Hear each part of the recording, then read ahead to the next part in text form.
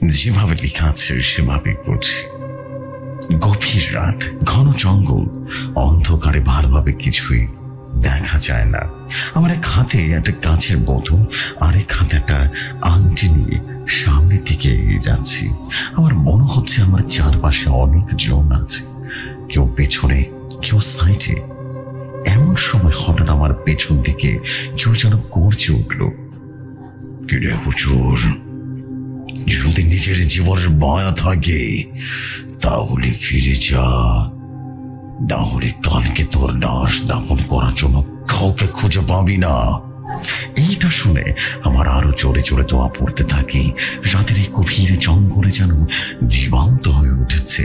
একটু পরে হঠাৎ আবারও পেছন থেকে আমার স্ত্রী সন্তান চিৎকার করতে থাকে, বাবা বাঁচাও বাবা। আবারও সে ভারী কণ্ঠটা বলে উঠল, নিজের জীবনের বা পরিবারকে বাঁচাতে চাইলে ফিরে আয়। আসসালামু আলাইকুম জেফরি ভাই এবং ভৌতিকতার সকল শ্রোতা বন্ধুরা, আশা করি আল্লাহর রহমতে সবাই অনেক ভালো আছেন। আলহামদুলিল্লাহ, আমিও ভীষণ ভালো আছি আল্লাহর রহমতে। আমি হাফিজুল ইসলাম, আমার বাসা রাজশাহী জেলার পুঠিয়া থানায়। কাজের ব্যস্ততার জন্য ঘটনা লিখবার সময় পাই না, তবুও একটু একটু করে সময় নিয়ে ঘটনা লিখে ফেললাম। আজকে আবারও হাজির হলাম নূর আমিন হুজুর ও আমির জিনের ডেভিল ফরেস্টের ঘটনা নিয়ে। এই ঘটনার লেখক আমি নিজে, হাফিজুল ইসলাম। রুমের লাইট অফ করে শুনতে থাকুন, ভয়ে আপনাকে ঠিকই ঘিরে ধরবে। তো বেশি কথা না বলে চলে যাই ঘটনায়, আর আপনারা হারিয়ে যান প্রিয় জেফরি ভাইয়ের ভয়ঙ্কর কণ্ঠে। আমাদের গ্রামের নামটা ছিল শান্তিনগরী। গ্রামের নামের মতোই মানুষগুলো অনেক সুখে শান্তিতে বসবাস করছেন। ও আমার পরিচয়টা দেয়া হয়নি, আমি হাফিজুল ইসলাম। আমাদের গ্রামের বর্ণনাটা আগে দিইনি। কি ভাবছেন গ্রামের বর্ণনা কেন? গল্প শুনতে থাকুন, বুঝতে পারবেন। আমাদের গ্রামটা একটা ছোট্ট গ্রাম। গ্রামের পাশ দিয়ে বয়ে গেছে ছোট্ট একটা নদী, আর একটু দূরে রয়েছে বিশাল একটা জঙ্গল। এই জঙ্গল নিয়ে অনেক কথা আছে। কেউ বলে এই জঙ্গল জীবন্ত, আবার কেউ বলে আত্মা আছে, তাই কেউ দিনের বেলাও যায় না এই জঙ্গলে। তবে আমি আর আমার বন্ধুরা এগুলো কেউ বিশ্বাস করি না। একদিন বিকেলে আমি এবং আমার 3 বন্ধু সুজন, রাহাত এবং নাইম বসে আড্ডা দিচ্ছিলাম। এমন সময় আমাদের গ্রামের শামীম ভাই এসে আমাদের কাছে এসে বসলো। কথায় কথায় জিন ভূত নিয়ে আমাদের গ্রাম থেকে দূরে থাকা ওই জঙ্গলটা নিয়ে কথা উঠলো। আমরা সব বন্ধুরা হেসে উড়িয়ে দিলাম। আমার সব বন্ধুরা এটা হেসে উড়িয়ে দিলে শামীম ভাই রেগে যায়। কথা কাটাকাটির এক পর্যায়ে পরিস্থিতি এমন হয়ে যায় যে শামীম ভাই আমাদেরকে বলে বসে, এই শোন, যদি তোরা এতই সাহসী হয়ে থাকিস তাহলে আজকে রাতে জঙ্গলে যাবি। এইটা শুনে আমার বন্ধু নাইম বলে উঠলো, যদি যাই তাহলে কি হবে? তখন শামীম ভাই বলল, যদি তোরা আজকে রাতে জঙ্গলে যেতে পারিস না, তাহলে আমি আমার হালে 2টা গরু তোদের দিয়ে দেব। আর হ্যাঁ, প্রমাণস্বরূপ জঙ্গল থেকে সারস পাখি ধরে নিয়ে আসতে হবে। এই কথা শুনে আমরা 4 বন্ধু রাজি হয়ে যাই এবং রাতের জন্য অপেক্ষা করতে থাকি। গভীর রাতে চুপি চুপি বাসা থেকে বেরিয়ে আসি। আমরা 4 বন্ধু এক জায়গায় হই, সবার হাতে একটি করে মশাল আর পাখি ধরার ফাঁদ। 4 বন্ধু মিলে জঙ্গলের দিকে রওনা দিই। জঙ্গলে যেতে হলে আমাদের নদী পার হতে হবে। নদীতে যখন পানি অল্প থাকায় খুব সহজে নদী পার হয়ে যায়। নদী পার হয়ে সবাই মশাল জ্বালিয়ে নিই।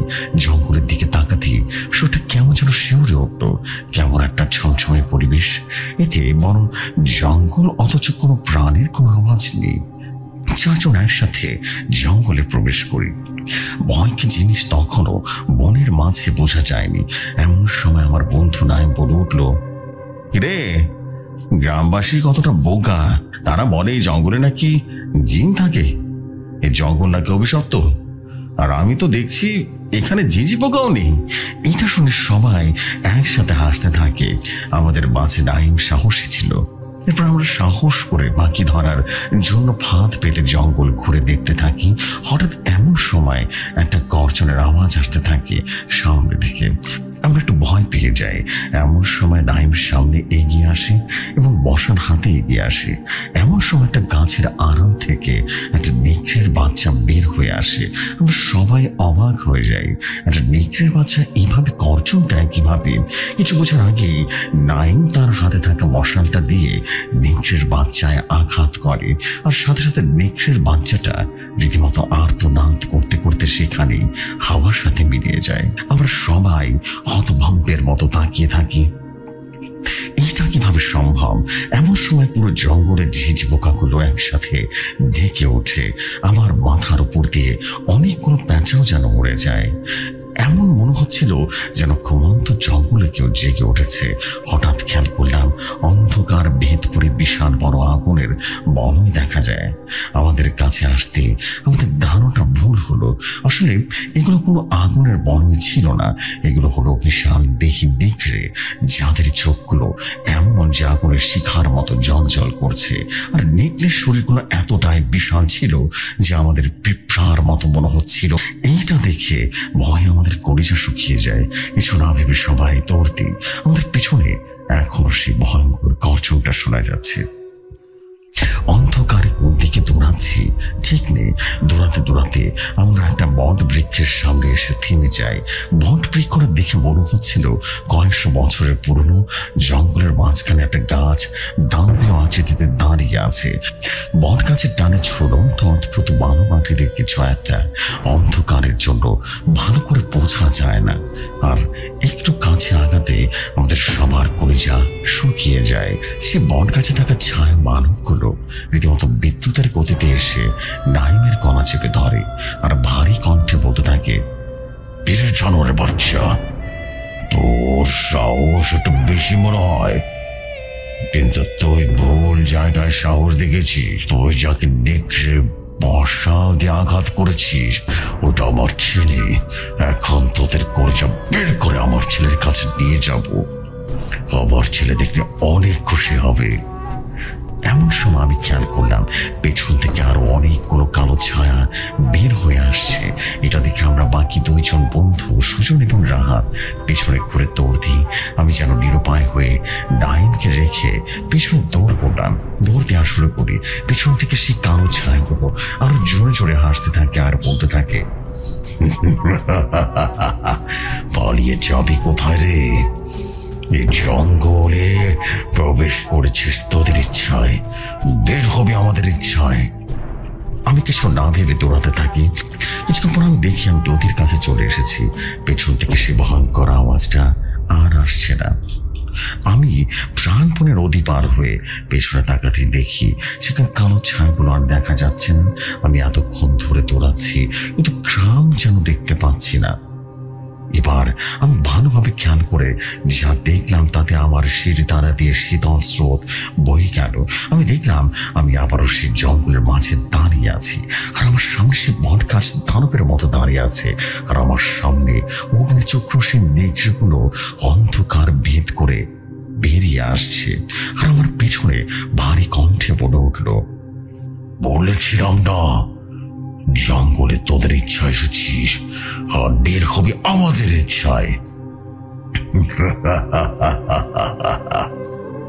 এবার বিভৎস এক হাসি দিল। তাদের হাসির শব্দে পুরো জঙ্গলটা যেন কেঁপে উঠল।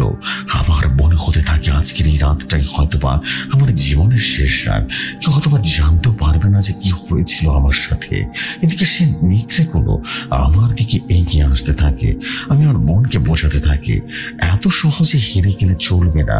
আমি আবার উঠে দাঁড়াই আর দৌড়াতে শুরু করি। কিছুক্ষণ দৌড়ানোর পর একটু দূরে নদী পার হয়ে দেখতে পাই, কিন্তু আমার শরীর যেন একটা ধাপ দিন নিজেই নারাজ। এতক্ষণ দৌড়ানোর ভয়ে আমার আতঙ্কে শরীর খুব ক্লান্ত হয়ে গেছে। কোন রকমে হামা করে দিয়ে আমি নদী পার হয়ে এসে শুয়ে পড়ি। এবার জীবন দিয়ে বের হয়ে গেলেও উঠে দাঁড়ানোর মতো শক্তি নেই। আমি শুয়ে আছি আর আমার চারপাশে আস্তে আস্তে অন্ধকার হয়ে আসতে থাকে। আমি জ্ঞান হারিয়ে ফেলি। আমার জ্ঞান ফিরে আমি দেখি সকাল হয়ে গেছে। আমি নদীর পাড়েই পড়ে আছি, আর নদীর অপর পাশ থেকে আমাদের গ্রামের মানুষ আমাকে ডাকছে। ওই জঙ্গলের আতঙ্কে কেউ আসেনি আমার কাছে। আমি উঠে দাঁড়াতে গিয়ে পড়ে যাই, পুরো শরীরে ব্যথা পাই, কোন রকমের নদী পার হয়ে যায়। নদী পার হতে সমস্ত গ্রামবাসী আমাকে ঘিরে ধরে আর জিজ্ঞাসা করে আমি একা কেন, ডাইন কোথায়। এটা শুনে যেন আমার হুঁশ ফিরে আসে। সত্যি তো, ডাইন কোথায়?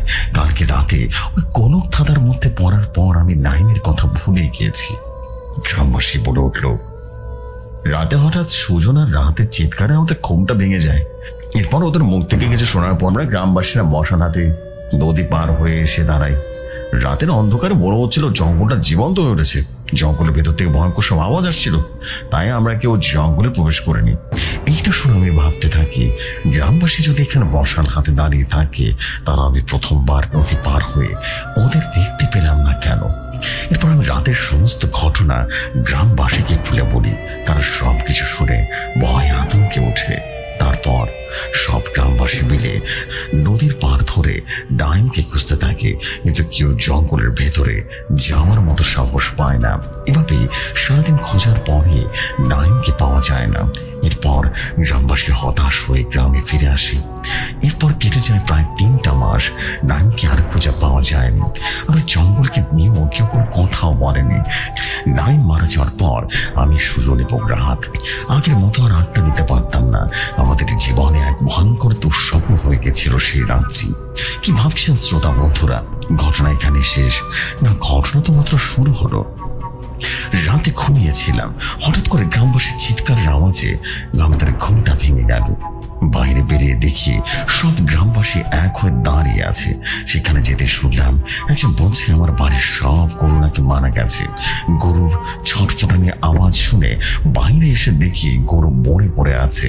এই কথা শুনে গ্রামের সবাই একসাথে বলে উঠলো, হ্যাঁ ভাই, আমার বাড়ির এমন হয়েছে, কিন্তু আমি তো ঘুমাইছিলাম। এমন সময় মনে হইতে থাকে কে জানো সিপাই সিপাই খেতেছে। আমি বাইর হয়ে দেখি কাউরে দেখি না, শুধু আমার গরুটা মরে পড়ে আছে। আবার কেসে বিপদ হইল আমাদের গ্রামে। সবাই অবাক হয়ে ভাবতে থাকে এইটা কিভাবে সম্ভব, সবারই গরু একসাথে কিভাবে মারা গেল। এটা কি কোনো মহামারী নাকি বিপদের আভাস? এই ঘটনা কিছুদিন পর আমারও সবকিছুই স্বাভাবিক হয়ে যায়। এভাবেই দিন কাটতে থাকে। একদিন সন্ধ্যার পর আমি সুজনার রাত বসে আছি। এমন সময় আমাদের গ্রামের রহিম চাচা হাঁপাতে হাঁপাতে এসে জিজ্ঞেস করলো, আচ্ছা বাবা হাফিজুল, তুমি কি আমার মায়াটারে দেখছো?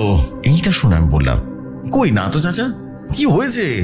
এটা শুনে রহিম চাচা বলে উঠলো, মায়াটারে সন্ধ্যার সময় গিয়েছিল পুকুর পাড়ে পানি নিয়ে আসতে, এখনো তো বাসায় যায় নাই।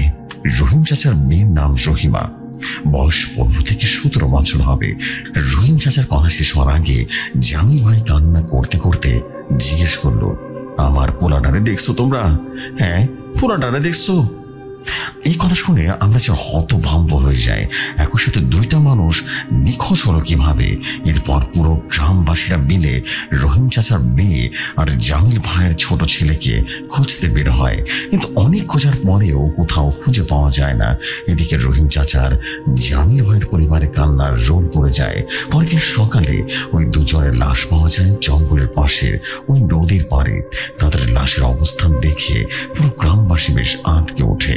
রহিম চাচার মেয়ের লাশ ছিল পুরোপুরি নগ্ন অবস্থায়, চোখের কোঠরে চোখ নেই আর পুরো শরীরে আঁচড়ের দাগ ছিল। তার একটু পাশে পড়েছিল জামিল ভাই আর ছোট ফুটফুটে ছেলেটার লাশ। তার বুকের এক পাশে ফাঁকা হয়ে গেছে, মনে হচ্ছে কেউ বুকের ভেতরে হাত ঢুকিয়ে কলিজা টেনে টেনে বের করছে। তাদের ছেলে মেয়ের এই অবস্থা দেখে রহিম চাচা জামিল ভাই সেখানে জ্ঞান হারিয়ে ফেলে। এরপর গ্রামবাসী মিলে লাশের জানাজা করে সবাই বাসায় ফিরে আসে। এরপর থেকে শান্তিনগর গ্রামের ভয়াবহ বিভীষিকা নেমে আসে। প্রতি অমাবস্যার রাতে একটা একটা করে ছোট বাচ্চা এবং কুমারী মেয়ে নিখোঁজ হয়ে যায়। আর পরদিন তাদের লাশ পাওয়া যেত ওই জঙ্গলের পাশে নদীর পাড়ে। এমন অবস্থায় পুরো গ্রামবাসী আঁতকে উঠলো এবং আতঙ্কে দিন কাটাতে লাগলো। কেউ কেউ গ্রাম ছেড়ে চলে যাবার সিদ্ধান্ত নিল। এমন সময় গ্রামের মাতব্বর মনসুর আলী সবাইকে ডেকে পাঠালেন। সবাই এক জায়গায় এসে মাতব্বর সাহেবকে বলে উঠলেন, মাতব্বর সাহেব, ওই শয়তান জঙ্গলে জেগে উঠছে। কিভাবে চলতে থাকলে আমাদের গ্রামের কেউ বাঁচবো না, সবাই মেরে ফেলবো, শ্মশান হয়ে যাবে। আপনি কিছু একটা করেন। এইটা শুনে মাতব্বর বলে উঠলো, তোমরা চিন্তা করো না, আমি সবকিছু শুনেছি, গ্রামের ঘটনাগুলো, আর এটার একটা ব্যবস্থা করার জন্য একজন কবিরাজ আসবে বিকেলে, কেমন? বিকেলবেলা একজন কবিরাজ আসে আমাদের গ্রামে, পরনে একটা পাঞ্জাবি আর লুঙ্গি। সেই কবিরাজের নাম ইব্রাহিম কবিরাজ। এরপর ইব্রাহিম কবিরাজ সমস্ত ঘটনা শুনেন গ্রামবাসীর কাছ থেকে। তারপর তিনি জানান, আমাকে আজকের রাতটা একটু সময় দিন, কেমন? আমি কালকে বিকেলে আবারও আসবো আর এই সমস্যার সমাধান করব। এইটা বলে সে কবিরাজ চলে যায়। পরের দিন সকালবেলা ভোরের আলো কখনো ভালোভাবে ওঠেনি। হঠাৎ করে মনে হচ্ছিল অনেক মানুষ একসাথে কথা বলছে। আমি বাইরে বের হয়ে দেখি কালকে সে কবিরাজ এসেছে, কিন্তু তার তো আজকে বিকেলে আসার কথা ছিল। আমি কাছে যেতেই দেখি কবিরাজের মুখে কেমন যেন এক আতঙ্কের ছাপ। কি হয়েছে জানতে চাইলে কবিরাজ একটা ভয় মিশ্রিত কণ্ঠে বলে উঠল, আমি কালকে আপনাদের কাছ থেকে বিদায় নিয়ে আমার বাসায় চলে আসি। এরপর আমার বন্ধু জিনকে পাঠাই গ্রামের সমস্যার কারণ জানার জন্য, কিন্তু অনেক সময় পার হওয়ার পর আমার বন্ধু জিন আর আসে না। আমি অনেকবার তাকে স্মরণ করছি, তবুও তার কোনো দেখা নাই। রাতে ঘুমাইছিলাম, হঠাৎ মনে হয় আমার পাশ থেকে কে যেন শুয়ে আছে, আর আমার ঘরের ভিতরে গরম নিঃশ্বাস ফেলতেছে। আমি শরীরটা ঘুরিয়ে দেখি, তাতে আমার শরীরটা পাথর হয়ে গেছে। আমি দেখি আমার পাশে একটা কাফনে মোড়ানো লাশ পড়ে আছে, আর এই লাশটা ছিল আমার নিজের লাশ। আমি খেয়াল করলাম লাশের চোখের কোঠর একেবারে ফাঁকা হয়ে গেছে, আর সেই কোঠরতে রীতিমতো রক্ত গড়িয়ে করে পড়তেছে। বুকটা থ্যাতলানো, জিব্বাটা বের হয়ে আছে। এই ভয়াবহ দৃশ্য দেখে আমার কলিজাটা শুকিয়ে যায়। হঠাৎ এমন সময় রীতিমতো ভারী কণ্ঠে কেউ একজন হেসে উঠে, আর হাসির শব্দটা এতটাই ভয়ঙ্কর ছিল যে আমার শির দ্বারা দিয়ে হিমশীত স্রোত বয়ে যাচ্ছিল। আমার ভালোভাবে খেয়াল করে দেখি হাসির শব্দটা আমার পায়ের ঠিক কাছ থেকে আসতেছে। আমার পায়ের সোজা একটা অস্পষ্ট কালো ছায়া দাঁড়িয়ে আছে। শুধু তার অগ্নিচক্ষু দেখা যায়, যেটা অন্ধকারে না করে শিখার মতো জ্বলজ্বল করতেছে। সেই কালো ছায়াটা আমার দিকে তাকিয়ে ভারী কণ্ঠে বলে উঠল, কে রে কবিরাজ, তোর পোষার চামচাগুলো কোথায় রে? এখন কি খবর নিয়ে আসেনি? আর কোনোদিন আসবেও না, কারণ তোর চামচা জঙ্গলে প্রবেশ করা মাত্র আমার পোষার দেখরেগুলো ওর শরীর টেনে হিচড়ে আলাদা করে ফেলেছি। এখন কালকে তুই যদি গ্রামে বিরক্ত করতে চাস, তাহলে তোর অবস্থা এরকম হতে পারে। তোর পাশে শুয়ে থাকা লাশ এদিকে তাকে দেখ, দেখে নে। এইটা বলে হাসতে দেখ, আর হাসতে হাসতে আমার সাথে বেরিয়ে যায়। এখন আমাকে ক্ষমা করে দিন আপনারা, আমি কাজ করতে পারবো না, আমারে ক্ষমা করে দেন। ওরা অনেক বেশি শক্তিশালী, ওই শয়তানগুলো আমার বন্ধু জিনকে মেরে ফেলেছে, আপনি বুঝতে পারতেছেন। আপনারা আরো বড় কোনো কবিরাজ বা হুজুরের কাছে যান, আমি পারবো না। এইটা বলে সে কবিরাজ চলে যায়। এসব কথা শুনে পুরো গ্রামবাসীর মুখ যেন শুকিয়ে যায়। এমন সময় মাতব্বর সাহেব বলে উঠল, আচ্ছা আচ্ছা, তোমরা ভয় পাও না, আমি কোনো না কোনো একটা ব্যবস্থা করে ফেলবো, কেমন? এরপর লোক পাঠানো হলো কবিরাজ তান্ত্রিকের খোঁজে। সন্ধ্যার দিকে মাতব্বরের লোক একজন তান্ত্রিকের সাথে করে নিয়ে আসে। তান্ত্রিকটির পরনে ছিল কালো পোশাক, হাতে অনেক রুদ্রাক্ষের মালা, কপালে লাল তিলক, আর মুখ ভর্তি দাড়ি আর গোঁফ। এরপর সে তান্ত্রিক গ্রামবাসীর কাছে এসে বলল, আমার নাম কালিদাস তান্ত্রিক। আমি যা শুনলাম এই গ্রাম আর জঙ্গল নিয়ে, তাতে মনে হয় এখানে ভয়ঙ্কর কোনো শক্তি আছে। আপনারা আজকের রাতে কেউ বাইরে বের হবেন না, আমি আজকের রাতে যজ্ঞ করবো, ঠিক আছে? এরপর রাতে সবাই গভীর ঘুমে অচেতন। হঠাৎ করে সেই তান্ত্রিকের চিৎকারে ঘুমটা ভেঙে গেল। বাইরে বের হয়ে দেখি তান্ত্রিক মাটিতে পড়ে আছে, আর আশেপাশে যজ্ঞের সমস্ত জিনিসপত্র ছড়িয়ে ছিটিয়ে পড়ে আছে। গ্রামের প্রায় সবাই সেখানে চলে এসেছে। তান্ত্রিকের কাছে এসে দেখি তান্ত্রিকের পুরো শরীরে আঁচড়ের দাগ, আর গলা ফিনকি দিয়ে রক্ত বের হচ্ছে। ওই যে কোনো হিংস্র পশু কামড় দিয়েছে। হঠাৎ শুনতে পায় তান্ত্রিক অস্পষ্টভাবে কিছু বলছে। সবাই কাছে এগিয়ে যায়। এরপর গ্রামের মাতব্বর জিজ্ঞেস করে, তান্ত্রিক মশাই, কি হয়েছে আপনার? আরে কি করে এমন অবস্থা হলো? এটা শুনে তান্ত্রিক বলে উঠল, আবার সময় শেষ হয়ে গেছে। এই গ্রাম ধ্বংস হয়ে যাওয়ার আগে আপনারা তার কাছে যান। যদি কেউ আপনাদের বাঁচাতে পারে তাহলে একমাত্র সেই পারবে। এইটা শুনে বাতবর সাহেব জিজ্ঞেস করলো, কার কথা বলতেছেন আপনি? এরপর তান্ত্রিক বলে উঠল, নূর আমিন হুজুর।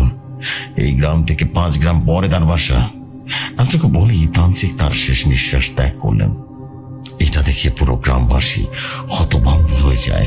এমন সময় মাতবর সাহেব সবাইকে শান্ত করে বললেন, এটার শেষ আমি দেখে ছাড়বো, তোমার ভয় পাও না। কালকেই তোমরা নূর আমিন হুজুরের বাসায় যাবে। পরদিন সকালে আমিও কিছু গ্রামবাসী রওনা দিলাম তান্ত্রিকের দেয়া সে ঠিকানায়। বাড়িতে পৌঁছে দেখি একটা বয়স্ক লোক বসে আছে। পরনে তার পাঞ্জাবি, মাথায় টুপি, মুখ ভর্তি দাড়ি, আর চেহারায় নূরের ঝলক যেন দেখা যাচ্ছে। আমরা হুজুরকে সালাম দিলাম। হুজুর সালামের উত্তর দিয়ে জিজ্ঞেস করলো, আপনাদের তো ঠিক চিনলাম না। আমি তখন বললাম, আমরা শান্তিপুর গ্রাম থেকে এসেছি। এটা কি নূর আমিন হুজুরের বাসা? এইটা শুনে তিনি বললেন, আমি নূর আমিন হুজুর। কি হয়েছে বলুন তো? এরপর আমি সমস্ত ঘটনা বলে বলি। আমাদের গ্রামের সমস্ত ঘটনা, সে কবিরাজ, সে কালিদাসের মৃত্যু, সব শুনে কবিরাজ বলে উঠলেন, কালিদাস তান্ত্রিক মারা গেছে? উনি তো অনেক শক্তিশালী একজন তান্ত্রিক। আমি তখন বললাম, হ্যাঁ হুজুর, উনি মারা গেছেন। আর মারা যাওয়ার আগে আপনার কথা বলে গেছেন, আপনি কিছুটা করুন, আমাদের গ্রামকে বাঁচান। সবটা শুনে নূর আমিন হুজুর কিছু মাথা নিচু করে থাকলেন। এরপর বলে উঠলেন, আমি আমার সাধ্য মতো চেষ্টা করব, বাকিটা আল্লাহ তাআলার ইচ্ছা। তোমার বাসায় চলে যাও, আমি কালকে সন্ধ্যায় তোমাদের গ্রামে আসবো, কেমন? এরপর আমরা সবাই চলে আসি আমাদের গ্রামে। এরপর থেকে কি হয়েছে তা আমি বলবো নূর আমিন হুজুরের ভাষায়। বলছেন নূর আমিন হুজুর, হাফিজুর চলে গেলে আমি বসে বসে ভাবতে থাকি, আমার শয়তানের আবির্ভাব হলো। কালিদাস তান্ত্রিকের মতো এত শক্তিশালী তান্ত্রিক কি মেরে ফেলেছে? এরপর আমি আমার রুমে বসে আয়মানকে স্মরণ করতে থাকি। কিছুদিন পর আমার রুমে প্রবেশ করলো এক শীতল হাওয়া, আর চারিদিকে যেন একটা মিষ্টি সুগন্ধ ভরে গেল। আমি দেখলাম একটা সুদর্শন যুবক আমার সামনে দাঁড়িয়ে আছে। বুঝলাম আয়মান এসছে। আয়মান আমাকে সালাম দিয়ে বলল, হুজুর কেমন আছেন আপনি? আর হঠাৎ আমাকে কেন স্মরণ করলেন? এটা শুনে আমি আয়মানকে বললাম, আলহামদুলিল্লাহ আমি ভালো আছি। আর আপনাকে স্মরণ করলাম একটা বিশেষ কারণে। আজকে আমার বাসায় কিছু মানুষ এসেছিল শান্তিপুর গ্রাম থেকে। আপনি একটু দেখে আসুন তো কি সমস্যা হয়েছে ওখানে। এরপর আয়মান চলে যায় আর খবর নিয়ে আসার জন্য চলে যায়। মাগরিবের সময় আমি নামাজ শেষ করে আয়মানের জন্য অপেক্ষা করতে থাকি। এভাবে অনেকটা সময় চলে যায়, কিন্তু আয়মান আর আসছে না। এবার আমার বেশ চিন্তা শুরু হয়ে যায়, আয়মানের আমার কোনো বিপদ হলো না তো? রাতে ঘুম আসছিল না, তাই তাহাজ্জুদে নামাজ শেষ করে উঠে পড়ি। হঠাৎ এমন সময় আমার রুমের পরিবেশটা গরম হতে শুরু করলো। একটা তীব্র আতরের গন্ধ যেমন চারিদিকে ভরে গেল, দম বন্ধ হয়ে আসতে শুরু করলো। আমি বুঝতে পারছিলাম আমার জিনের আগমন ঘটছে। এমন সময় আমি খেয়াল করলাম রুমের ভেতরে অস্পষ্ট দাঁড়িয়ে আছে একটা অবয়ব। এটা আমির জিনের ছায়া, আর তার পাশে আয়মান দাঁড়িয়ে আছে। আয়মানের পুরো শরীরটাতে রীতিমতো আঁচড়ে দাগে রীতিমতো ভরে গেছে। আমি জিজ্ঞেস করলাম, আয়মান কি হয়েছে আপনার? এরপর আয়মান বলা শুরু করলো, হুজুর আপনার কথা মতো আমি শান্তপুর গ্রামে চলে যাই, কিন্তু এই গ্রামে কোনো অস্বাভাবিক কিছু খেয়াল করিনি। যখন আমি চলে আসবো এমন সময় আমার চোখে পড়ে গ্রামের পাশের সেই জঙ্গলটার দিকে। এরপর আমি জঙ্গলে প্রবেশ করি। জঙ্গলে প্রবেশ করতে বুঝতে পারি এখানে কোনো খারাপ শক্তির উপস্থিতি আছে। হঠাৎ এমন সময় আমার উপরে কিছু পিশাচ আক্রমণ করে। আমি একটা গলা ধরে আছাড় দিয়ে এমন সময় কোথা থেকে যেন অনেক কোনো নেকড়ের রূপে রীতি জিন হাজির হয়ে যায়। তাদের চোখগুলো আগুনের শিখার মতো জ্বলছিল, আর তাদের মুখ থেকে অদ্ভুত গোঙানির আওয়াজ আসছিল। হুজুর এটা দেখে আমার একটা ভয় পেয়ে যায়। এমন সময় সেই নেকড়েগুলো তাদের রূপ পরিবর্তন করে বিশাল দানবীয় রূপ নিতে শুরু করলো, আর ভারী কণ্ঠে বলে উঠে, কিরে মানুষের গোলাম, খবর নিতে এসেছিস? বেঁচে থাকতে তো খবর নিয়ে যাবি। এটা বলে একসঙ্গে সকলে ইফরিত আমার উপর আক্রমণ করে বসে। আমি একটার পর একটাকে তুলে আছাড় মারি। হঠাৎ করে একটা দানব এসে আমার গলাটা চেপে ধরে আর ভারী কণ্ঠে বলে ওঠে, সামান্য বাড়িতে জিন হয়ে আমাদের সাথে মোকাবেলা করিস? আমরা হলাম ইফরিত। যে নাম শুনলে পুরো জিন জাতি থর থর করে কেঁপে ওঠে। এমন সময় কোথা থেকে একটা আলোর বলা এসে সে দানবগুলোকে একটা আছাড় মারে, আর সেই দানবগুলো গর্জে ওঠে, গর্জন করে ওঠে আর বলে, কার এত বড় সাহস আমাদের আক্রমণ করে? এমন সময় সে আলো এসে আমির সাহেব বের হয়ে আসে। আমির সাহেবের রূপ দেখে ইফরিতগুলো পালিয়ে গেল। এরপর আমির সাহেব আমাকে সেখানে নিয়ে আসে। সব শুনে আমি আয়মানকে বললাম, আপনি কি তাহলে ঠিক আছেন এখন? এমন সময় আমির জিন রীতিমতো রাগে গর্জন করে ওঠে। গর্জনে পুরো বাড়িটা রীতিমতো থরথর করে ওঠে। আমির বলে উঠল, নূর আমিন, আমি তোমাকে কতবার বলেছি যে কোনো কাজ করার আগে তুমি আমাকে জানাবে। এগুলো কাজে তোমার আয়মানের প্রাণের ঝুঁকি থাকতে পারে। আজকে যদি আমি সময় মতো না আসতাম তাহলে আয়মানকে ওরা মেরে ফেলতো। আর হ্যাঁ, ওই ফ্রিতে জিনগুলো আমাকে দেখে পালায়নি, কারণ নির্দেশে চলে গেছে। ওরা হলো ইফরিত, এই জাহানের সবচাইতে ভয়ঙ্কর জিন। এরা জীবন দিয়ে দিবে, তবু যুদ্ধের ময়দান ছেড়ে পালাবে না। এরপর আমি শান্ত কণ্ঠে বলে উঠলাম, নূর আমিন বন্ধু আমার, এরপর থেকে যে কোনো কাজের আগে আমাকে জানাবে, কারণ তোমার জন্য আর আয়মানের কিছু হলে আমি নিজেকে ক্ষমা করতে পারবো না। এখন শুনো জঙ্গলের ইতিহাস। এরপর আমির জিন বলা শুরু করলো, আজ থেকে প্রায় 100 বছর আগে এক তান্ত্রিক ছিল, তার নাম রঘুতান্ত্রিক। রঘুতান্ত্রিকের অর্ধেকের জীবন কেটেছে সাধনা আর শয়তানের উপাসনা করে।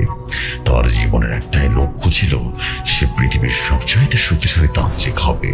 তাই সে চিন্তা করে দুনিয়ার সবচেয়ে শক্তিশালী জিনগুলোকে তার বসে আনবে। রঘু তার সাধনার জন্য একটা নিরিবিলি জায়গা খুঁজছিল। অবশেষে সে জঙ্গলে খোঁজ পায় আর এই জঙ্গলে এসে তার সাধনা শুরু করে দেয়। আর একটা সময় সে পাতালপুরী ও পৃথিবীর সব শক্তিশালী জিন পিশাচকে আহ্বান করে, কিন্তু অনেক চেষ্টার পরেও তাদের বসে আনতে পারেনি। অবশেষে সেই জিন পিশাচগুলোকে সে জঙ্গলে বন্দি করে রাখে, কিন্তু তান্ত্রিকের মৃত্যুর পর তার তন্ত্র শক্তি নষ্ট হতে থাকে। আর একটা সময় জিনগুলো মুক্ত হয়ে যায় আর শান্তিপুর গ্রামের ছোট্ট বাচ্চা কুমারী বিয়ে নিয়ে এসে তাদের সর্দারকে ভোগ দিতে। কিন্তু শোনো নূর আমিন, তুমি কালকে ওই জঙ্গলে যাবে, আর হ্যাঁ, যাবার সময় একটা কাচের বোতলে আমার দেওয়া আংটি আঙ্গুলে পড়ে নেবে। আমি তোমাকে একটা দোয়া শিখিয়ে দিচ্ছি। তুমি সেই জঙ্গলে প্রবেশ করে একটা বিশাল বট গাছ দেখতে পারবে, আর সেই বট গাছের কাছে একটা গোল বৃত্ত এঁকে বসে পড়বে। তারপর আমার শেখানো দোয়াগুলো পড়তে শুরু করবে। আশেপাশে জয় হয়ে যাক না কেন, দোয়া পড়া বন্ধ করবে না। দোয়া পড়া শেষ হলে বোতলের মুখ বন্ধ করে দেবে। তারপর যা যা করার লাগে সব আমি করব। আর হ্যাঁ, একটা কথা সব সময় মনে রাখবে, তান্ত্রিকের পিশাচগুলোকে মায়া জালে একটাই দক্ষ, কোনো বাস্তব কোনোটা মায়া জাল বুঝতে পারবে না। তাই মনের সাহস রাখবে। এরপর আমির জিন আমাকে দোয়া শিখে দেয় আর আয়মানকে নিয়ে চলে যায়। আমি রাতে ঘুমিয়েছি। এমন সময় আমি স্বপ্নে দেখি খুঁটখুঁটে অন্ধকার আর জঙ্গলের মধ্য দিয়ে আমি হেঁটে যাচ্ছি। একটু সামনে গিয়ে খেয়াল করলাম কিছুটা দাঁড়িয়ে আছে, অন্ধকারে বোঝা যাচ্ছে না। আর একটু সামনে এগিয়ে যেতে দেখলাম বিশাল দেখে একটা দানব দাঁড়িয়ে আছে। অন্ধকারের জন্য ভালোভাবে দেখা যাচ্ছে না, শুধু তার চোখ দুটো অগ্নি চক্ষের মতো শিখার মতো জ্বলজ্বল করছে। সে দানবটা ভয়ঙ্কর কণ্ঠে আমাকে বলে উঠল, কি রে হুজুর, তুই এসেছিস? আমি তো তোর অপেক্ষায় ছিলাম। আমি তোকে একটা সুযোগ দিতে চাই। তুই যদি আমাকে তোর প্রভু মেনে নিস তাহলে আমি তোকে তোর জীবন ভিক্ষা দেব, আর তুই পৃথিবীর শ্রেষ্ঠ কবিরাজ হবি। তোর পায়ের শক্তিশালী জিন পিশাচরা মাথা নত করবে। এরা শুনে আমি বলে উঠলাম, আমি শুধু আল্লাহকে প্রভু মানি আর কাউকে নয়। আর তুই তো শয়তান, তুই কিভাবে ভাবলি তোকে আমি প্রভু মানবো? হ্যাঁ, এইটা শুনে সে দানবটা গর্জন করে ওঠে আর বলে, এই জানোয়ারের বাচ্চা, তোর এত বড় সাহস, আমার সাথে পাওয়ার দেখানোর চেষ্টা করছিস? আমার দেখা পাওয়ার জন্য হাজার হাজার তান্ত্রিক কবিরাজ তার জীবন কাটিয়ে দিয়েছে, আর তুই কিনা সামান্য একটা কবিরাজ আমাকে বন্দি করতে চাস? পাশে তাকিয়ে দেখ তোর গোলামের কি অবস্থা। এর সময় পাশে তাকিয়ে দেখি আয়মান কিছু একটা বিশাল নেকড়ে টেনে হিঁচড়ে নিয়ে যাচ্ছে আয়মানকে। এরপর একটা নেকড়ের চোখের পলকে আয়মানের মাথাটার দেহ থেকে আলাদা করে দেয়। এটা দেখে আমি চিৎকার করে কান্না করে দিই। এমন সময় সে দানবটা চোখের পলকে আমার গলাটা চেপে ধরে আর বলতে থাকে, কালকে যদি তুই আমাকে বিরক্ত করতে আসিস, তাহলে তোর পোশাক গোলামের চাইতে ভয়াবহ পরিণতি হবে, মাথায় রাখিস। সাথে সাথে আমার ঘুমটা ভেঙে গেল। ঘামে আমার পুরো শরীর রীতিমতো ভিজে গেছে। আমার কানে ফজরের আজান ভেসে আসে। তারপর উঠে অজু করে আমি নামাজ আদায় করে নিই। পরদিন সকালে আমি শান্তিপুর গ্রামের দিকে রওনা দিয়ে দিই। গ্রামে পৌঁছাতে দেখি গ্রামের সবাই রীতিমতো এক জায়গায় দাঁড়িয়ে আছে। তাদের সাথে হাফিজুলও আছে। আমাকে দেখে হাফিজুল এগিয়ে আসে, গ্রামবাসীকে ডেকে বলে, ইনি হলেন নূর আমিন হুজুর। আমার নাম শুনে সবাই আমার কাছে এগিয়ে আসে আর বলে, হুজুর, আমাদের গ্রামটাকে বাঁচান হুজুর, মৃত্যুর মিছিল শুরু হয়ে গেছে গ্রামে। কুমারী মেয়ে আর বাচ্চারা প্রতিনিয়ত নিখোঁজ হচ্ছে। এটা শুনে আমি বললাম, শান্ত হন আপনারা, আমি আমার শান্ত মতো চেষ্টা করবো, বাকিটা আল্লাহর ইচ্ছা। আজকে রাতে আমি জঙ্গলে যাব। এইটা শুনে সবাই হতভম্ব হয়ে যায়, আটকে উঠে। সবাই বলে উঠলো, হুজুর, জঙ্গলে গেলে আপনার বিপদ হতে পারে। আমি বললাম, কিচ্ছু হবে না, এই গ্রামকে বাঁচাতে হলে আমাকে জঙ্গলে যেতে হবে। এরপর সন্ধ্যা কমে এলো। আমি গ্রামে যাওয়ার জন্য প্রস্তুত নিলাম, সাথে একটা কাঁচের বোতল আর আমির জিনের দেওয়া সেই আংটিটা আঙুলে পরে নিলাম।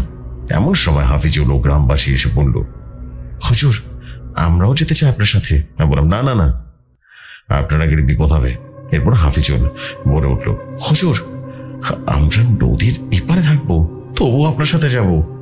অনেক বোঝানোর পর ওরা জোরপূর্বক আমার সাথে নদীর ওপার পর্যন্ত চলে আসলো। এরপর আমি ওদের একটা গোল বৃত্ত এঁকে তার মাঝে সবাইকে রেখে নদী পার হই।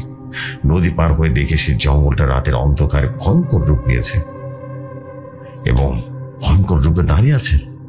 আমি আমার শরীরটা রীতিমতো বন্ধ করে দিই। এরপর জঙ্গলে প্রবেশ করি। জঙ্গলে প্রবেশ করতে আমার শরীরটা ভারী হয়ে ওঠে।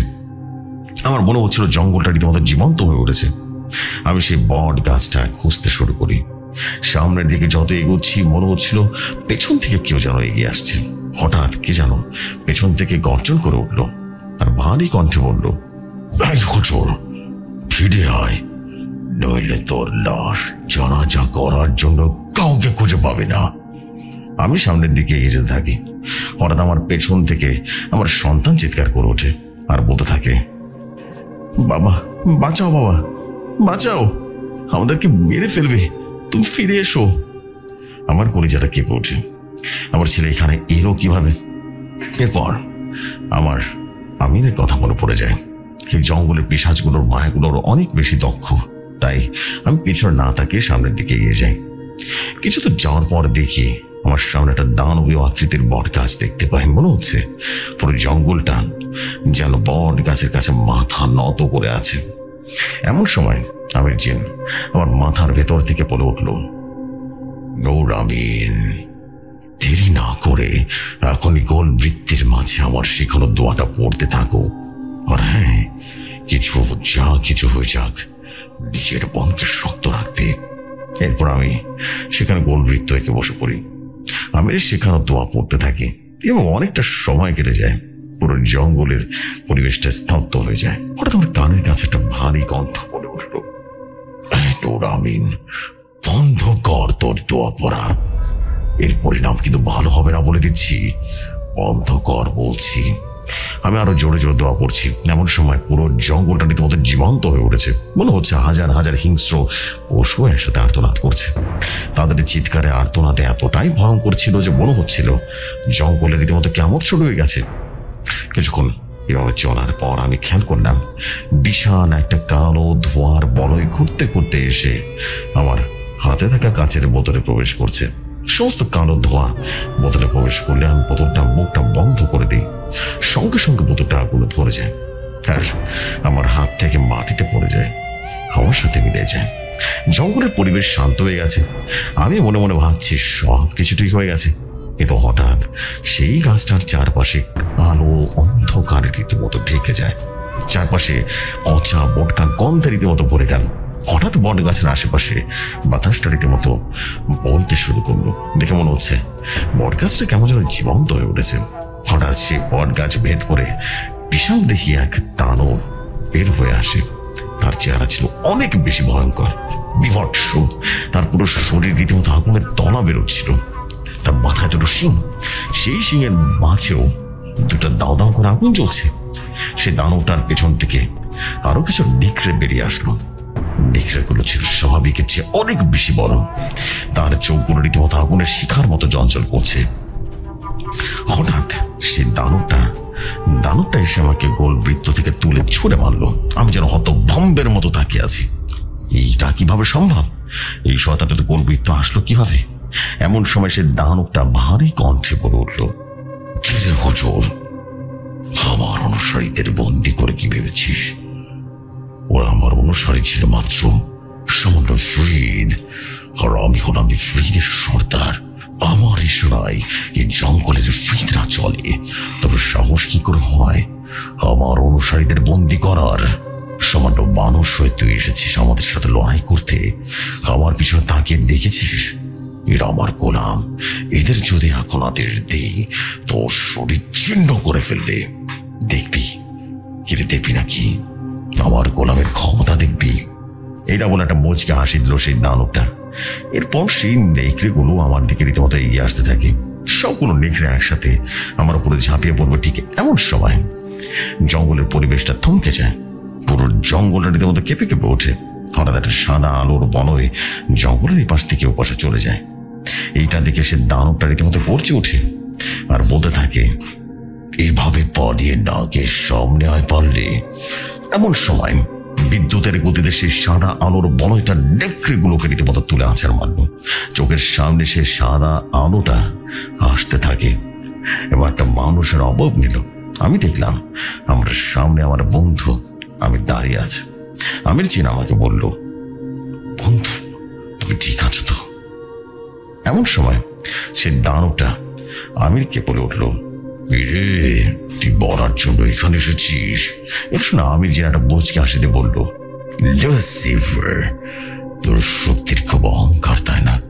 এটা শুনে সে দানবটা গর্জে উঠল আর বলতে থাকে, তুই আমার নাম জানলি কি করে রে? সত্যি করে বল তুই কে?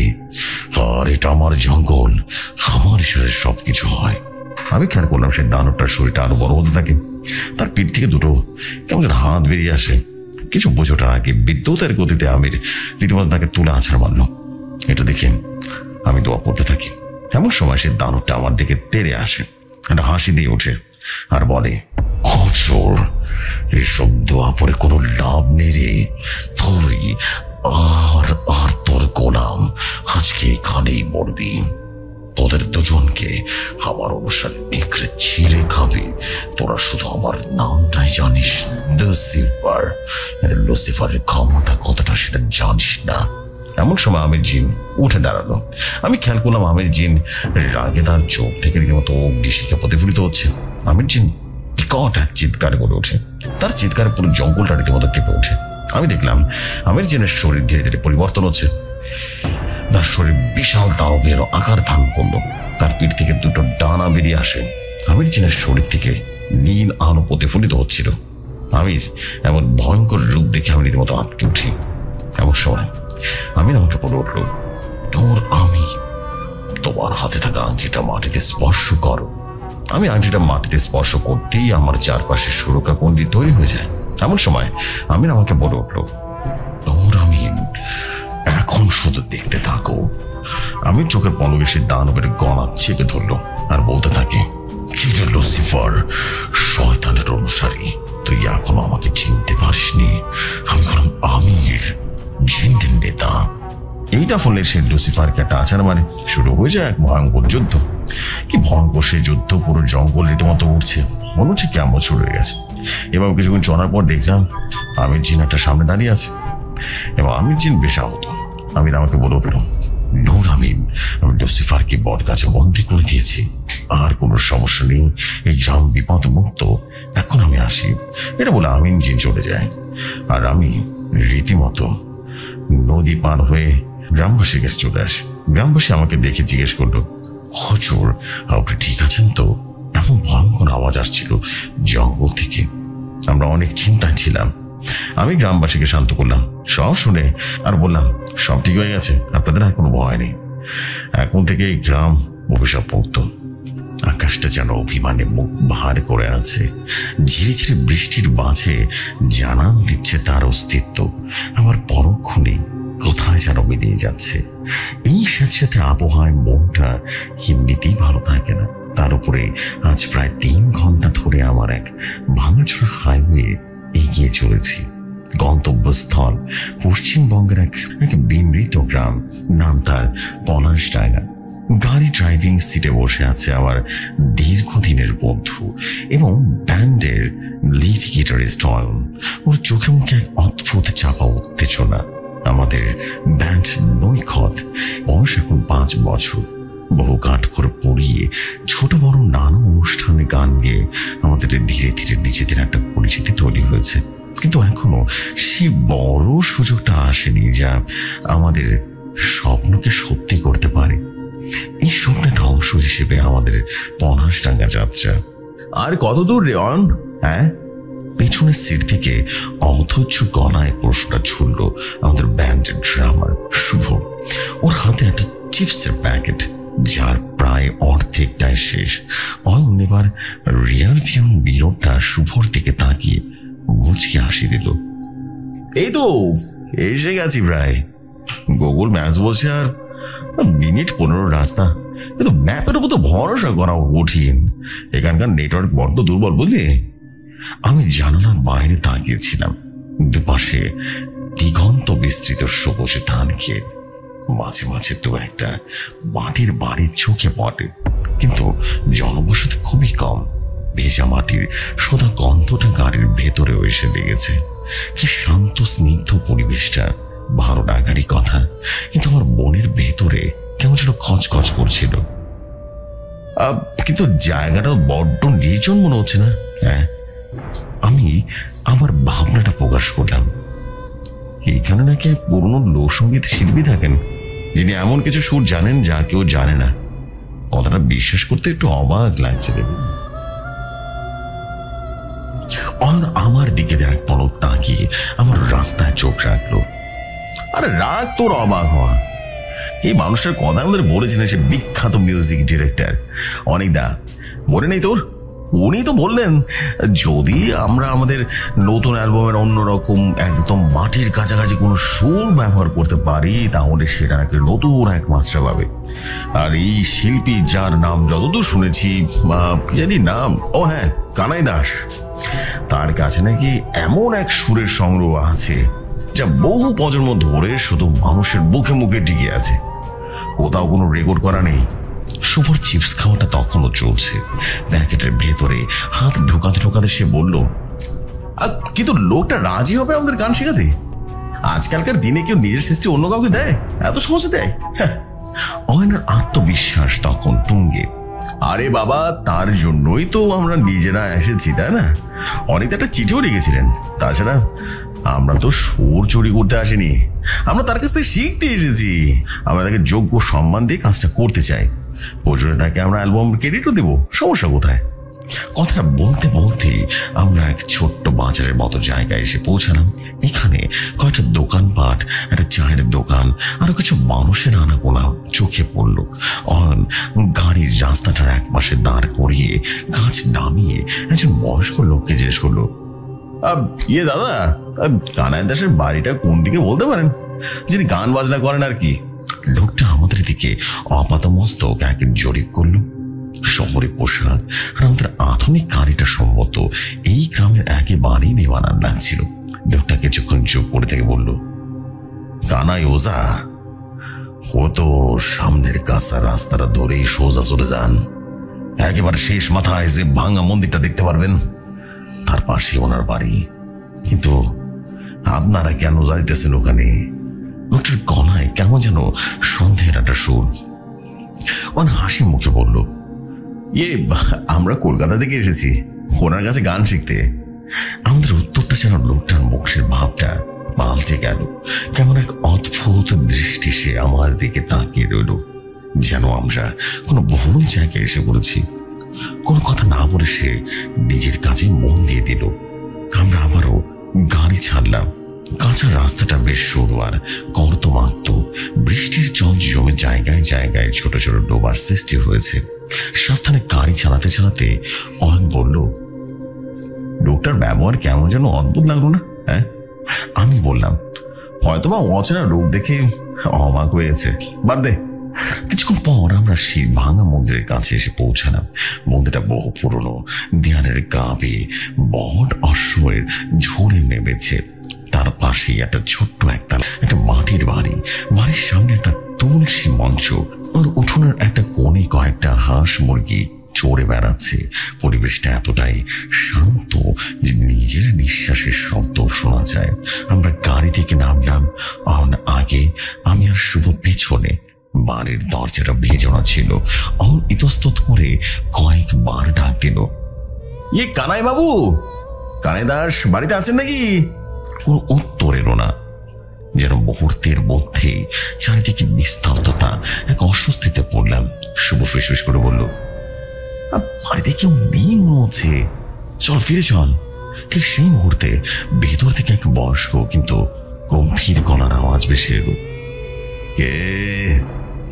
যেন একটু ভরসা পেল। দরজার দিকে এগিয়ে গিয়ে বলল, আমরা কলকাতা থেকে এসেছি, আপনার সঙ্গে একটু কথা ছিল। ভেতর থেকে আমারও সেই গলার স্বর, ভেতরে এসো। আমরা তিনজন সাবধানে বাড়ির ভেতরে পা রাখলাম। ঘরের ভেতরটা বেশ অন্ধকার। জানালাগুলো ছোট হওয়ার কারণে বাইরে তেমন আলো পৌঁছাতে পারছে না। আর পুরোনো দিনের প্রদীপের টিমটিমে আলোর ঘরের আসবাবপত্র আবছা ভাবে দেখা যাচ্ছে। ঘরের একটা কোণে চৌকিতে একজন শিরনাখা বয়স্ক লোক বসে আছেন। ধবধবে সাদা চুল আর লম্বা দাড়ি। গায়ের চামড়ার বয়স ভারে যেন কুঁচকে গেছে। পরনে একটা সাধারণ সাদা ধুতি। তার চোখ দুটি অস্বাভাবিক রকম রঞ্জন। তার চোখে তাকিয়ে আমরা বুকের ভেতরে কেমন যেন ছ্যাদ করে উঠল। ইনি তাহলে কানাই দাস। আমরা তিনজন ওনার সামনে গিয়ে দাঁড়ালাম। অনেক তার চিঠিটা ওনার দিকে এগিয়ে দিয়ে বলল, অনেক চৌধুরী আমাদেরকে পাঠিয়েছেন। আমরা একটা পুরনো দল জানাই, আপনার কাছে কিছু পুরনো লোকসঙ্গীতের সুরের জন্য এসেছিলাম আর কি। কালিদাস চিঠিটা হাতে নিলেন, কিন্তু পড়লেন বলে মনে হলো না। তার দৃষ্টি আমাদের তিনজনের উপরে স্থির। কিছুক্ষণ চুপ করে থাকার পর তিনি বললেন, অনেক পাঠিয়েছে, ভালো, কিন্তু তোমরা কি গান যাও? উৎসাহের সঙ্গে বলতে শুরু করলো, আমরা এমন কিছু সুর করছি যা প্রচলিত নয়, মানুষের মনকে ছুঁয়ে যাবে। শুনেছি আপনার কাছে এমন কিছু গান আছে যা প্রজন্ম ধরে শুধু আপনার পরিবারের সীমাবদ্ধ রয়েছে। কানাই দাসের মুখে কোনো ভাবান্তর দেখা গেল না।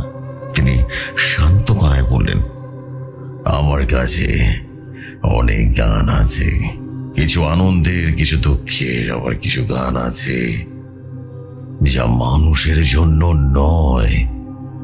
তার শেষ কথাটাই আমাদের কানে খটকা লাগলো। মানুষের জন্য নয় মানে? শুভ প্রশ্ন করে ফেললো। কানাই দাস আমাদের দিকে তাকালেন। তার সেই উজ্জ্বল চোখটা যেন অন্ধকারের মধ্যে জ্বলজ্বল করছে। তিনি বললেন, এমন কিছু সুর আছে যা অশুভ শক্তিকে আকর্ষণ করে। সেই সুর যে গায় বা যে শোনে তার জীবনে অমঙ্গল নেমে আসবে। আমার পূর্বপুরুষরা এই গানকে অভিশপ্ত গান বলতেন। তার শেষ কথাটা আমাদের কানে খটকা লাগলো। মানুষের জন্য নয় মানে? শুভ প্রশ্নটা করে ফেললো। কানাই দাস আমাদের দিকে তাকালেন। তার সে উজ্জ্বল চোখ দুটো যেন অন্ধকারের মধ্যেই জ্বলজ্বল করছে। তিনি বললেন, এমন কিছু সুর আছে যা অশুভ শক্তিকে আকর্ষণ করে। সেই সুর যে গায় বা যে শোনে তার জীবনে অমঙ্গল নেমে আসে। আমার পূর্বপুরুষরা এই গানগুলোকে অভিশপ্ত গান বলে ডাকতেন। বুঝতে পেরেছ? তার কথাগুলো শুনে ঘরের ভেতর এক প্রকার নিস্তব্ধতা আর গভীর হলো। আমার শির দাঁড়াতে ঠান্ডা স্রোত বয়ে গেল। অয়ন হয়তো ব্যাপারটা নিছক কুসংস্কার ভাবি উড়িয়ে দেওয়ার চেষ্টা করলো। সে হেসে বলল, আমরা ওসব কুসংস্কার বিশ্বাস করি না দাদু ভাই, আমরা শুধু সুরটা চাই। আপনার যদি আপত্তি না থাকে তাহলে আমরা এই গানটা কি শুনতে পারি? কানাই দাস কিছুক্ষণ আমাদের দিকে তাকিয়ে রইলেন, তারপর দীর্ঘশ্বাস ফেলে বললেন, বেশ, যখন এসেছ তখন খালি হাতে ফিরবে কেন? একটা গান শোনাচ্ছে, কিন্তু মনে রেখো যা ঘটবে তার জন্য কিন্তু আমাকে দায় করতে পারবে না। এই বলে তিনি চোখ বন্ধ করলেন। ঘরের নিস্তব্ধতা ভেঙে তার গলা থেকে বেরিয়ে এলো এক অদ্ভুত বিষণ্ণ সুর। কোনো বাদ্যযন্ত্র ছাড়াই শুধু তার কণ্ঠের উপরে ভর করে সেই সুরটা যেন ধীরে ধীরে ঘরের প্রতিটা কোণে ছড়িয়ে পড়তে লাগলো। গানের কথাগুলো অস্পষ্ট, বোঝা যাচ্ছিল না, কিন্তু সুরটার মধ্যে একটা হাহাকার আর যন্ত্রণা মেশানো ছিল, যা আমাদের প্রত্যেকের স্নায়ুগুলোকে টান টান করে তুলল। আমার মনে হচ্ছিল এই সুরটা যেন কোনো মানুষের গলা থেকে আসছে না, যেন বহু যুগ জমে থাকা কষ্ট, বহু অতীর্থ আত্মার কান্না। গানটা শুনতে শুনতে আমার মাথাটা ভারী হতে লাগলো, চারপাশের অন্ধকার যেন ঘনীভূত হচ্ছে। আমি অয়নের দিকে তাকালাম, ওর চোখ মুখ ফ্যাকাশে হয়ে গেছে, শুধু দু হাতে কান চেপে ধরেছে, ওর কপালে বিন্দু বিন্দু ঘাম। কতক্ষণ গানটা শুনেছিল জানি না, হঠাৎ করে কানাই দাস গানটা থামিয়ে দিলেন। ঘরের নিস্তব্ধতা আবারও ফিরে এলো, কিন্তু এবার তার আগের চেয়ে অনেক বেশি ভয়ঙ্কর মনে হচ্ছিল। আমরা তিনজনই যেন ঘোরের মধ্যে ছিলাম। কানাই দাস সে চোখ খুললেন আর সে উজ্জ্বল দৃষ্টি আমাদের দিকে নিবদ্ধ করলেন। তিনি শান্ত গলায় বললেন, এই সেই গান, এর নাম আধারের ডাক। এবার তোমরা যেতে পারো। আমরা আর কোনো কথা না বলে মন্ত্রমুগ্ধের মতো উঠে দাঁড়ালাম। যখন বাড়ি থেকে বেরিয়ে আসছি তখন কানাই দাসের শেষ কথাটা বাজলো, মনে রেখো এই সুর একবার শুনলে আর পিছু ছাড়ে না। গাড়িতে ওঠার পরেও আমার কেমন যেন কোনো কথা বলতে পারছিলাম না। সে অদ্ভুত যন্ত্রণা দেওয়ার সুরটা তখনও আমার কানে বাজতে শুরু করলো। অন গাড়িটা স্টার্ট দিল। ফেরার পথে আকাশ আরো বেশি কালো করে এসেছে। ধীরে ধীরে বৃষ্টিটা আর মুষলধারায় যেন বর্ষণে পরিণত হচ্ছে। গাড়ির ওয়াইপার রীতিমতো প্রাণপণে কাচের উপরে জমা জলগুলোকে সরাতে ব্যস্ত, কিন্তু বাইরের অন্ধকার তাতে একটু আর কমছে না। আমরা কেমনই মনে হচ্ছিল আমরা শুধু একটা সুর নিয়ে ফিরছি না, আমরা সঙ্গে করে নিয়ে আসছি এক অশুভ অভিশাপ, যা আমাদের জীবনের সবকিছুই বদলে দিতে চলেছে। গাড়ির ভেতরটা একটা দমবন্ধ নীরবতা ডুবে আছে। বাইরে বসুন্ধরায় বৃষ্টি পড়ছে, তার সাথে পাল্লা দিয়ে বাড়ছে ঝড়ো হাওয়ার দাপট।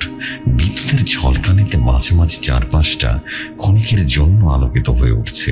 আর ঠিক তখনই চোখে পড়ল রাস্তার দুপাশের গাছগুলো যেন ঝড়ের মধ্যে মাথা নাড়ছে। গাড়ির হেডলাইটের আলো কর্দমাক্ত কাঁচা রাস্তাটা খুব বেশি দূর পর্যন্ত পৌঁছাতে পারছে না। অন শক্ত করে স্টারিংটা ধরে আছে, ওর কপালে চিন্তার ভাঁজ স্পষ্ট। শুধু পেছনের সিটে একেবারে চুপ করে বসে আছে। ওর দিকে তাকিয়ে মনে হচ্ছে যেন খুব অসুস্থ। আর আমি আমার কানের ভেতরে কানাই দাসের বাবা সে অদ্ভুত সুরটা অবিরাম যেন বেজে চলেছে। সুরটা যেন আমার মগজের ভেতরে গেঁথে গেছে, কিছুতেই সেটাকে মাথা থেকে বের করতে পারছি না। গানটা তোরা কি শুনতে পাচ্ছিস? আমি আর থাকতে না পেরে নীরবতা ভাঙলাম। আমার গলাটা কেমন যেন শুকিয়ে কাঠ হয়ে গেছে। অন আমার দিকে এক মুহূর্ত যেন তাকালো, ওর চোখ মুখ কেমন যেন বিভ্রান্তির ছাপ। কি বলছিস এসব? কিসের গান? আমি তো শুধু বৃষ্টির শব্দ শুনতে পাচ্ছি। আমি অবাক হয়ে ওর দিকে তাকিয়ে রইলাম। মানে তুই শুনতে পাচ্ছিস না? ওই যে লোকটা গাইলো সেই সুরটা। পেছন থেকে শুভ দুর্বল কানায় বলল, আমারও মাথাটা খুব ধরছে রে, গাটা একেবারে গুড়িয়ে যাচ্ছে। চল তাড়াতাড়ি এখান থেকে বেরিয়ে যাই, জায়গাটা ভালো লাগছে না। আমি বুঝতে পারলাম সুরটা শুধু আমি শুনতে পাচ্ছি। এই উপলব্ধিটা আমাকে আরো বেশি ভয় পাইয়ে দিল। কেন এমন হচ্ছে?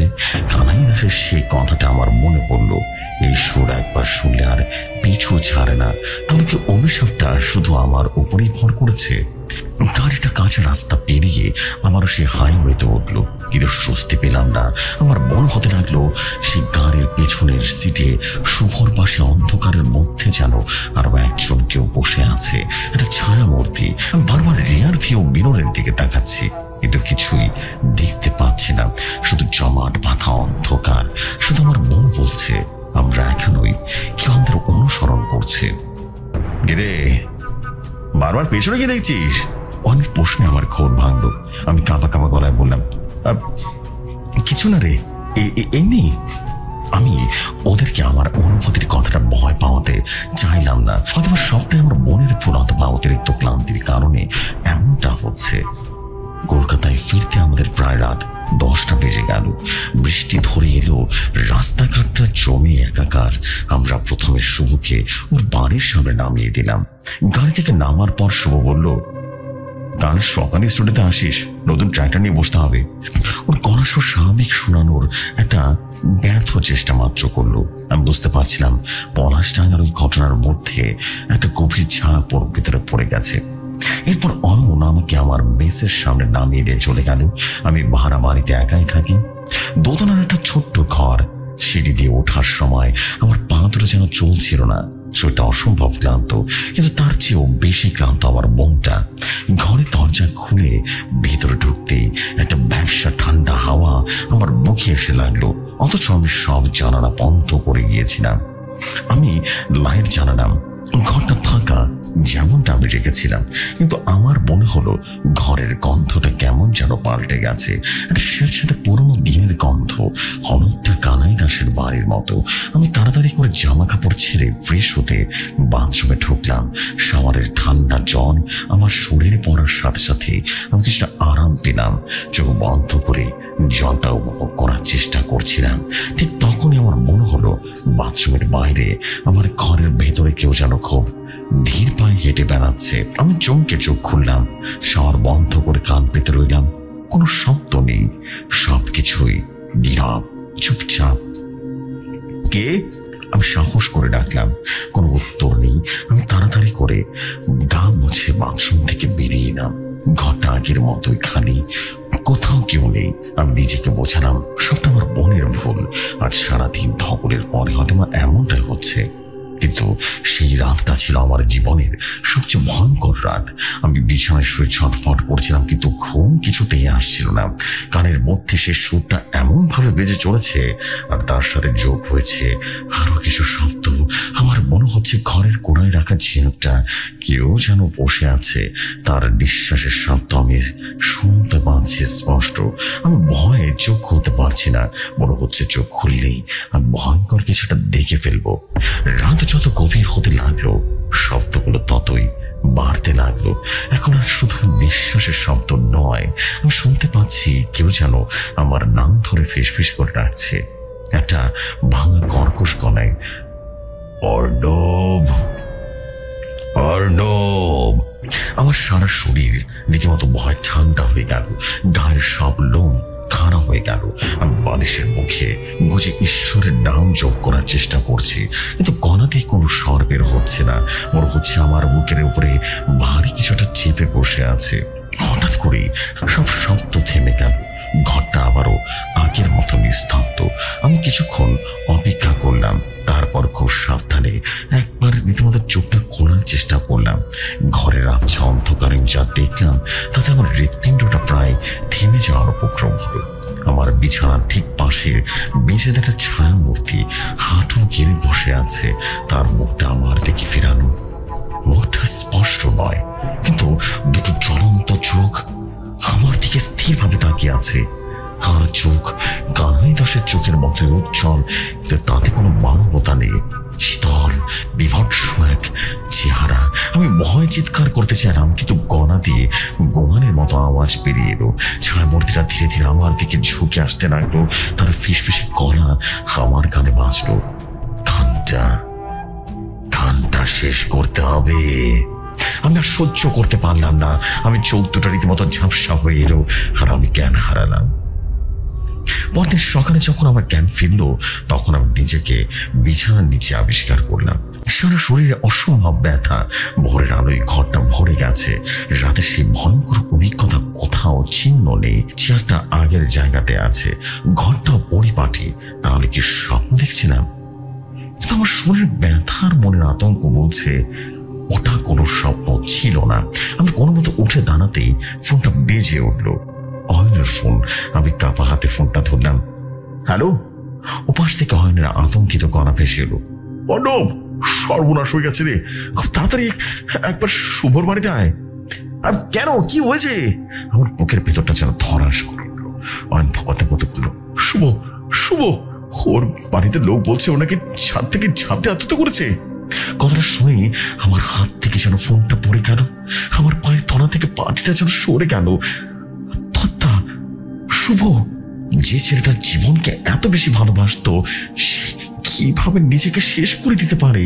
আমার বিশ্বাস হচ্ছিল না।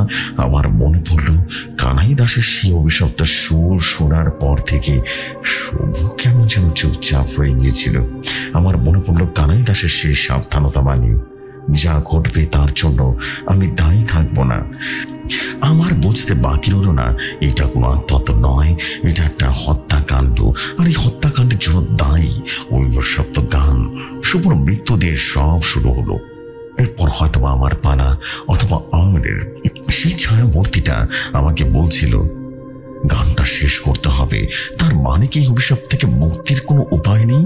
ভয় আর আতঙ্কে আমার পুরো শরীর যেন থর থর করে কাঁপছিল। আমি জানি আমার পলাশটা ন্যায় ফিরে যেতে হবে।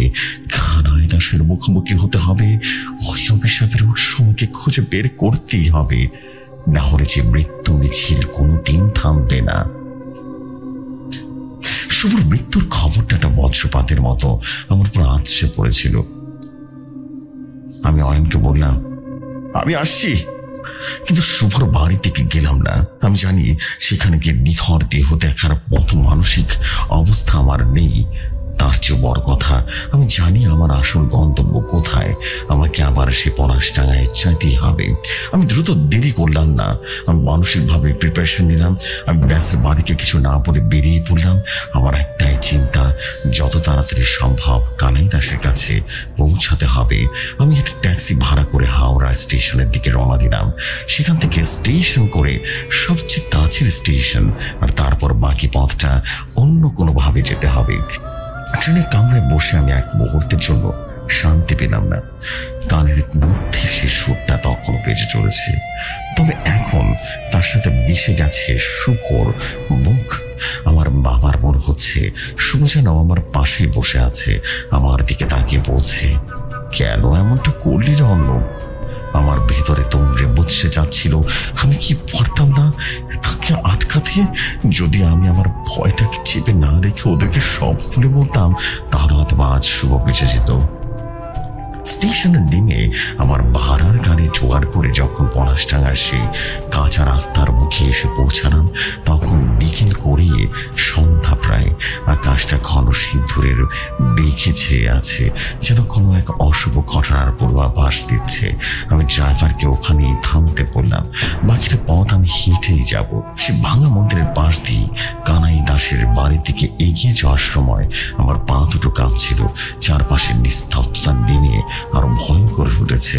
দিনের আলো যত দ্রুত কমছে, আমি যখন বাড়ির দরজার সামনে এসে দাঁড়ালাম, তখন চারপাশে প্রায় অন্ধকার ঢেকে গেছে। দরজাটা আগের মতোই ভেজানো ছিল। আমি কোনো দ্বিধাতস্ত না করে সোজা ভেতরে ঢুকে গেলাম, এবং ঘরের ভেতরটা আগের দিনের মতোই অন্ধকার। শুধু একটা তেলের প্রদীপ যেন আলো জ্বলছে, আর সেই আলোর চোখের উপরে যেন আছে কানাই দাস। ঠিক যেন একই ভঙ্গিতে, একই রকম শান্ত নির্বিকার মুখে। দেখে মনে হচ্ছে উনি যেন আমার জন্যই অপেক্ষা করছিলেন। আমার ছায়া থেকে উনি মুখ তুললেন। তার সে উজ্জ্বল চোখ দুটো আমার দিকে স্থির। আমি কোনো ভূমিকা না করে সরাসরি বললাম, আমার বন্ধু মারা গেছে, শুভ আত্মহত্যা করেছে। কানাই দাসের মুখে কোনো ভাবান্তর ঘটল না। তিনি শান্ত গলায় বললেন, আমি জানি। তার উত্তরটা শুনে আমার রক্তহীন হয়ে গেল। আপনি জানেন, তার মানে আপনি এর জন্য তাই? আমার কনাতে যেতে মতো চিৎকার বেরিয়ে এলো। কানাই দাস একটা দীর্ঘশ্বাস ফেলে বললেন,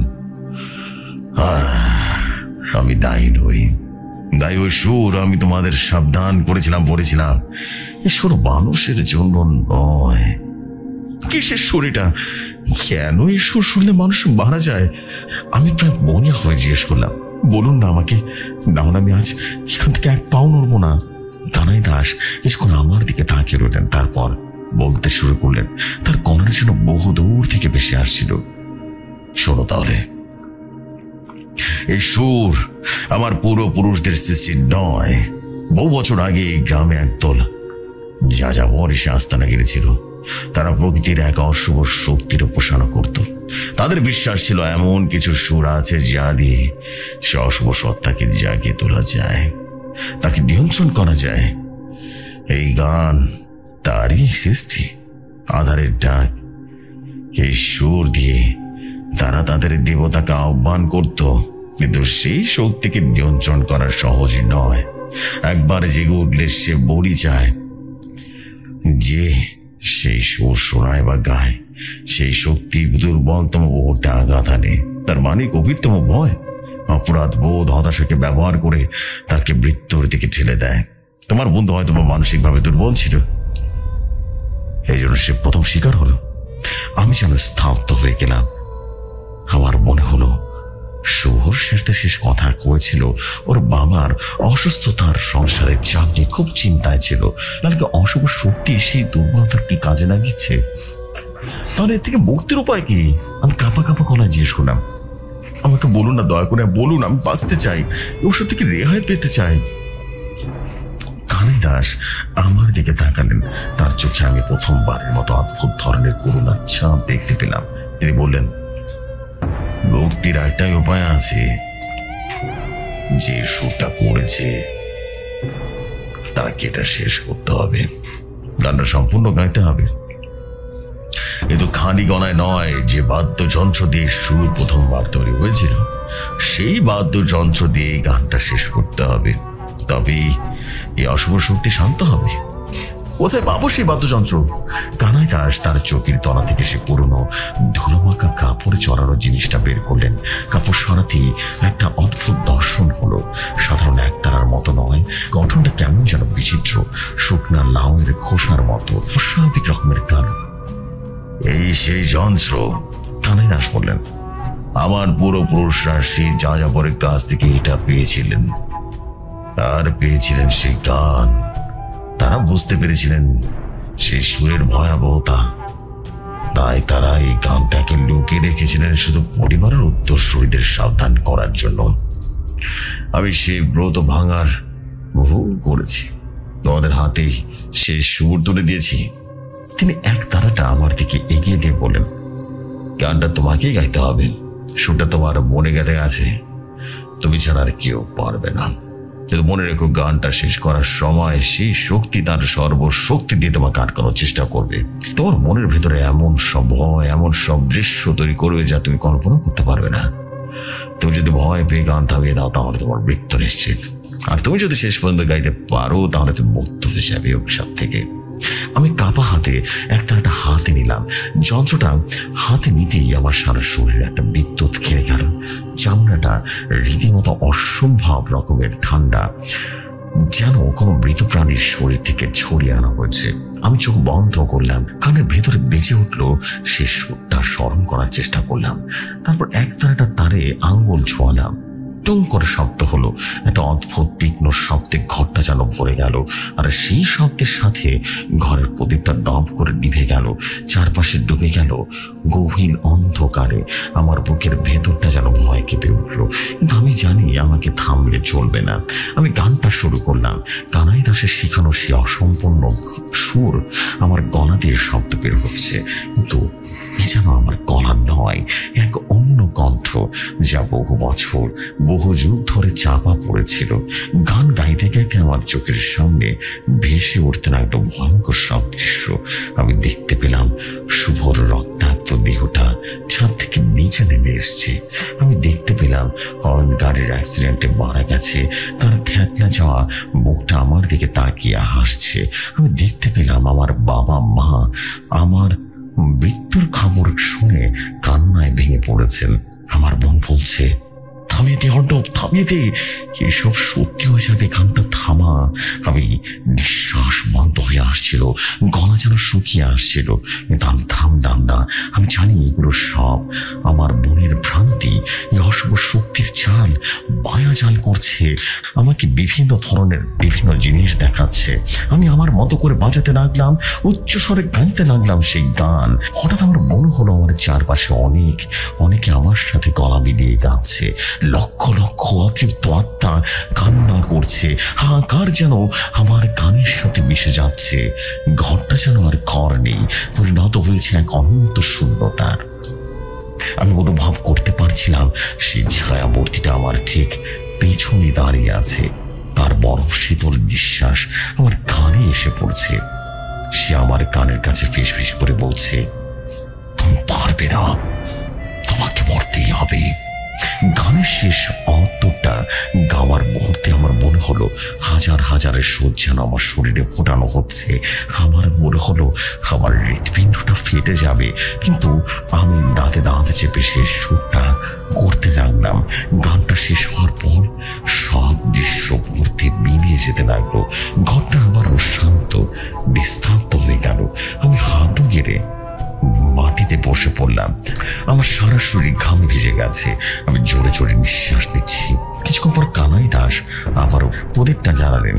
সে আলোয় আমি দেখলাম আমার হাতে ধরা এক তারা কারো চামড়াটা ফেটে চৌচির হয়ে গেছে, তারগুলো ছিঁড়ে গেছে, যন্ত্রটা চিরকালের জন্য নীরব হয়ে গেছে।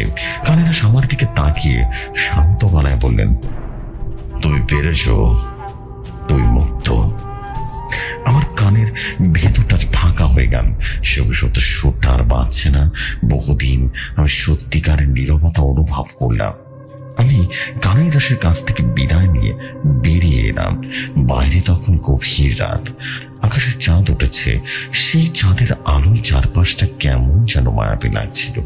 আমার মনটা শান্ত, কিন্তু ভেতরে কোনো আনন্দ নেই। আমি মুক্ত হয়েছি, কিন্তু তার জন্য মূল্য দিতে হয়েছে, তা ভোলার মতো নয়। শুভর স্মৃতি এক ভয়ঙ্কর অভিজ্ঞতা আমার পাখির জীবনটা আমাকে তাড়া করে বেড়াবে। কলকাতা থেকে ফিরে এসে আমি আমার জীবনে আর ফিরে আসতে পারিনি। নৈরিত ভেঙে গেছে। অয়ন মিউজিকটা রীতিমতো ছেড়ে বারবার ব্যবসার দিকে যোগ দিয়েছে। আমি গান বাজনা পুরোপুরি ছেড়ে দিয়েছি। এখন একটা ছোটখাটো চাকরি করি, একা থাকি নিজের মতো করে। মাঝে মাঝে গভীর রাতে গভীর ঘুমের মধ্যেও মনে হয় একটা সুর যেন শুনতে পাচ্ছি, খুব ক্ষীণ, বহু দূর থেকে ভেসে আসা একটা সুর। চমকে উঠি কান পাতি শোনার জন্য।